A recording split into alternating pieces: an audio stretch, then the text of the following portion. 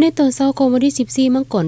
2026นี้ที่ห้องการบ้านนาเปได้จัดพิธีเปิดน้ำใสทางเบตงแต่บ้านนาเปหาบ้านนาหาดและทางขึ้นโรงเรียนมสนองอขึ้นโดยการเป็นประธานของท่านกีทรงลาวังกรรมการพรรคแขวงเลขาพรรคเมืองคำเกิดเป็นประธานร่วมโดยแม่นท่านติดเวียงเกียงทวีเลขาพรรคบ้านในบ้านนาเปมีหัวหน้าห้องการอ้อมข้างพนักงานก่อสร้างหักฐานต่างหน้าบริษัทนักธุรกิจและพ่อแม่ประชาชนภายในบ้านเข้าร่วมในพิธีอาจารย์วงไซแก้ววิไลพรอำนวยการโรงเรียนมสนองอได้ขึ้นผ่านบทสรุปย่อการก่อสร้างทางเบตงว่าบ้านนาเปบ้านนาหาดและโรงเรียนมสนองอเป็นบ้านที่ขึ้นกับองค์คณะพรรคเมืองคำเกิดตั้งอยู่ทางทิศเหนือของเมืองคำเกิดห่างจากเทศบาลเมืองประมาณ19-50 กิโลเมตรบ้านนาเปและบ้านนาหาดมีจำนวนหลังคาเรือนทั้งหมด352หลังคาเรือนมีพลเมืองรวมทั้ง2บ้าน 1,192 คนหญิง 1,000 คนทั้ง2บ้านมีโรงเรียนประถมสมบูรณ์2แห่งโรงเรียนมสนองอตั้งอยู่บ้านหนองอ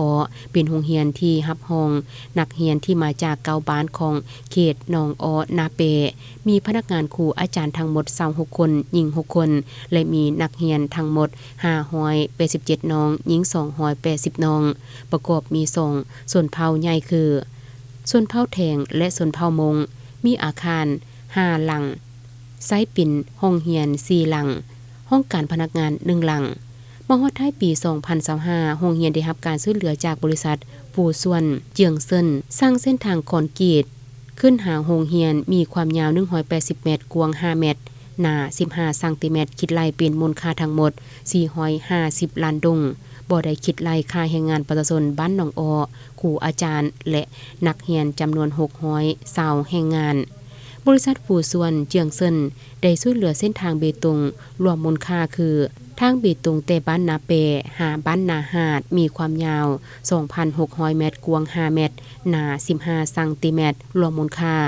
3ตื้อ7ล้านดงบ่คิดไล่ค่าแรงงานประชาชนที่ประกอบส่วนมี320แรงงานรวมมูลค่าที่บริษัทฟูส่วนช่วยเหลือบ้านนาเป